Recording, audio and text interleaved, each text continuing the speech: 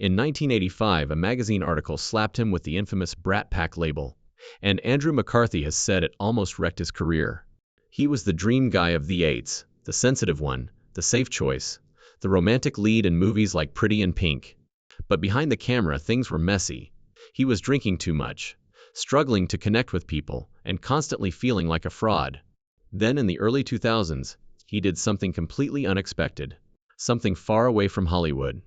And years later, he returned, but not in the way anyone saw coming. So, what really happened to Andrew McCarthy? That's Fat Black. Andrew Thomas McCarthy was born on November 29, 1962, in Westfield, New Jersey, a quiet suburb where dreaming big wasn't really the norm. His dad worked in investments and his mom was an artist. But McCarthy has said he always felt something was missing. He calls himself shy and unsure, someone who never quite fit in. Acting became his escape, or maybe his entry point into life itself. He went to NYU's Tisch School of the Arts, learning from some of the same teachers who trained legends like Dyro and Pacino. But McCarthy wasn't about method acting or grim realism. He just wanted to feel something, to step into someone else's shoes for a while. His first real break came in 1983, with a coming-of-age drama, where he starred opposite Jacqueline Bisset and a young Rob Lowe. It wasn't a blockbuster, but people noticed him. His piercing blue eyes and that haunted, wistful look made casting directors see a romantic lead. That's exactly what he became. In 1985, he got cast in Heaven, Help Us, a small drama about Catholic school kids in the E60s. Again, not a huge hit, but it put him in the right rooms. Directors loved him, producers loved him. He was easy to work with, reliable, and he photographed beautifully. But even then, McCarthy felt like a pretender, like everyone else had it figured out, and he was just faking it. That imposter feeling would stick with him for years. Then 1985 blew everything wide open. Andrew McCarthy was cast in Street Elmo's Fire, Joel Schumacher's ensemble drama about recent college grads navigating adulthood. The cast: Emilio Estevez, Rob Lowe, Demi Moore, Judd Nelson, Ali Sheedy, and Mayor Winningham. Basically every under-25 actor in Hollywood at the time. The movie did okay, but what came next was seismic. In June 1985, New York Magazine ran David Bloom's article, Hollywood's Brat Pack, meant to profile Emilio Estevez. It turned into a brutal takedown. The young cast was painted as shallow, privileged, and interchangeable. Blum lumped them all together under that dismissive Brat Pack label. McCarthy says that article felt like a death sentence. Suddenly, he wasn't just Andrew McCarthy. He was Andrew McCarthy, Brat Pack member. In Hollywood, once a label sticks, it defines you before you even walk into a room. Still, roles kept coming. In 1986, he starred opposite Molly Ringwald in Pretty in Pink as Blaine McDonough, the rich, preppy guy who falls for the artsy girl from the wrong side of the tracks. McCarthy brought something quietly complicated to the role, a hint of shame, like Blaine knew he was supposed to be better than he was. The movie was a massive hit, cementing McCarthy as the guy again, the one audiences rooted for, the one who showed up when it counted. But here's what set him apart from most of his peers. He had universal appeal.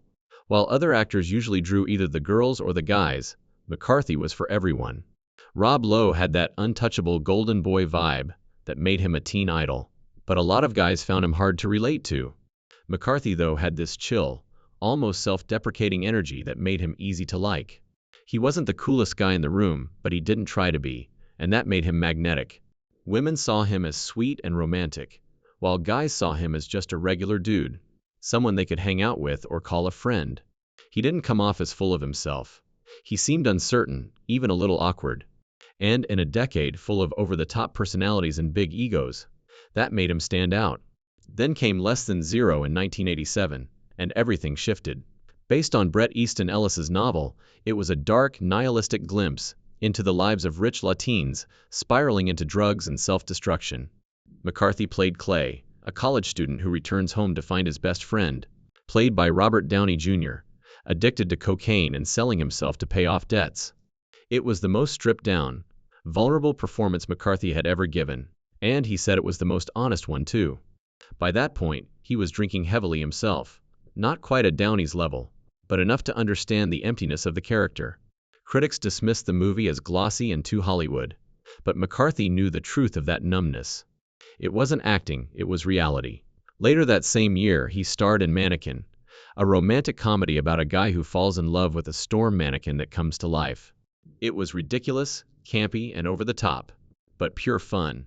A complete 180 from less than zero. It made over $42 million and became a cult classic. That was the thing about Andrew McCarthy in the 80s. He was everywhere, but somehow nowhere at once. He was the face on the poster, but even he wasn't sure who he was underneath it. By the '90s, the Brat Pack label had done its damage. McCarthy has been blunt about it. Hollywood didn't know what to do with him once he stopped looking like a teen. He wasn't a traditional leading man nor a character actor. He had been cast as the romantic teen interest, and when that window closed, so did the opportunities. In 1988, he reunited with Molly Ringwald for Fresh Horses, a darker, grittier drama about a college student falling for a troubled girl from rural Kentucky. On paper, it should have worked. The same pairing that made Pretty in Pink a hit. But audiences didn't show up. Critics ignored it, and the chemistry that once sparkled just fizzled. It was clear the era was over. He tried gritty material with Kansas, playing a drifter caught up in a bank robbery, but it barely made a ripple. He kept working, but the roles were smaller. Weekend at Bernie's in 1989 became a surprise hit and spawned a sequel, but McCarthy has said he took it for the money, not passion. Even when films gained a following later, at the time, it felt like a step backward. In 1991, he starred in Year of the Gun, a thriller set in 1970s Italy. It barely made a dent. He had a small role in The Joy Luck Club. In 1993, a critically acclaimed ensemble drama. But by then, he was firmly a supporting player, not the lead. Getting in 1994 came and went. Dream Man in 1995 went straight to video. He wasn't failing spectacularly. He just wasn't relevant anymore, and the drinking got worse. McCarthy has described this period as a time of deep disorientation. He'd spent his 20s being recognized everywhere, being told he was special, and then suddenly, nothing. Auditions dried up, calls stopped coming. When they did, the roles felt beneath him. Or maybe he just couldn't connect with them anymore. He talks about feeling invisible. Not because people didn't know who he was, but because he didn't know who he was. To escape that stuck feeling, he started traveling. At first, it was just a getaway, but over time, it became something deeper. He began writing about the places he visited, not as a Hollywood star, but as someone trying to figure out what came next. Slowly, quietly, that writing became his lifeline. In the early 2000s, Andrew McCarthy did something almost nobody in Hollywood dares to do. He walked away from acting and built a brand new career. He started writing travel essays. At first, they were just personal reflections, attempts to make sense of where he'd been and where he was going. Editors noticed that his writing wasn't glossy or aspirational. It was honest, introspective, and sometimes uncomfortable.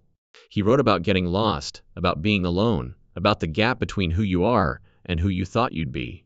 In 2010, he became editor-at-large for National Geographic Traveler, a position he still holds. He's also published several books, including The Longest Way Home in 2012, a memoir about traveling the world in search of something he couldn't name, and Just Fly Away in 2017, a young adult novel. But here's the thing, McCarthy says travel writing wasn't a pivot or a comeback. It gave him a sense of purpose that acting never did. In acting, he was always performing, always trying to be what someone else wanted.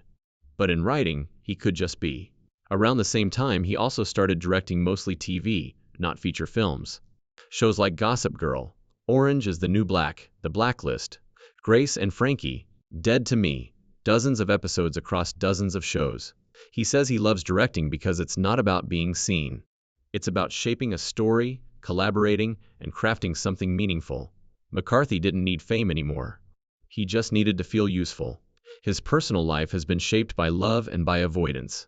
He first married Carol Schneider in 1999. They had 2 children, Sam and Willow, but the marriage ended around 2005. Carol has said he wasn't emotionally available, that he didn't know how to let people in, that he was running from intimacy the same way he'd been running from everything else. In 2011, he married Dolores Rice, an Irish author and activist. They have 1 daughter together. McCarthy says this marriage feels different, not because he's a different person, but because he finally stopped pretending to be. In his 2021 memoir, Brat, he opened up about his struggles with alcohol. He wasn't a dramatic tabloid drunk. No car crashes, no arrests. He just drank every day for years to numb the feeling that he wasn't enough. Fame in your 20s messes with your sense of self in ways that are hard to explain. You're told you're special, but you don't feel special. You're told you have everything, but you feel empty. You start believing you're the problem, that everyone else has it figured out, and you're just faking it. Alcohol made that go away for a while. Eventually he got sober, but he doesn't frame it as a dramatic redemption story. It wasn't rehab or rock bottom. It was a slow realization that he didn't want to live that way anymore. He's also been open about therapy, about learning to sit with discomfort, and about how getting older has been a relief, because he finally stopped caring what people thought. And maybe that's the real story. Not that he escaped fame, he just stopped letting it control him for decades. Andrew McCarthy avoided talking about the Brat Pack, nostalgia interviews, no reliving what happened when he was 23. But in 2021 he published Brat, a memoir that forced him to face it all.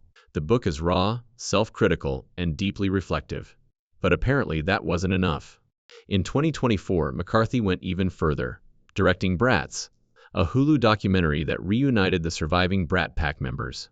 Demi Moore, Emilio Estevez, Ali Sheedy, Rob Lowe, they all came together to talk honestly about that era. Nostalgia, no defensiveness, just truth. McCarthy doesn't trash Hollywood, but he doesn't romanticize it either. He said the industry in the 80s was intoxicating and isolating in equal measure. You were constantly told you were special, but only if you stayed valuable, only if people still wanted you.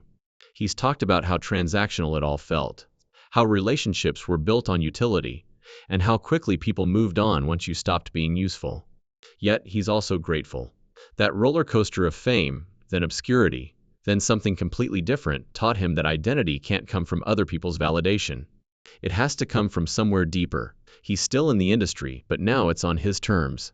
Directing TV because he loves the craft, writing because it centers him, traveling because it reminds him the world is bigger than Hollywood. He's at peace with the fact that most people still think of him as the guy from Pretty in Pink. That's not who he is anymore. It's just a chapter of his life. He says getting older has been a gift because it finally gave him permission to stop performing, to stop being what others expected and just exist. That's the happy ending. Not fame, not redemption, not clarity. So what happened to Andrew McCarthy? He didn't disappear. He stopped being who everyone expected. He refused to pretend the 80s were the best years of his life, because they weren't. Instead, he became a travel writer, director, novelist, husband, father, a man who finally figured out how to be present. He spent his 20s being told he was special, his 30s questioning why he didn't feel that way, and his 40s and 50s building a life that doesn't depend on anyone else's approval. The Brat Pack label nearly broke him, but in the end, it didn't define him. If you grew up watching Andrew McCarthy or discovered him later through his writing or directing, drop your favorite role or the part of his story that surprised you most. Drop your thoughts in the comments below. Hit that like button if you felt something real.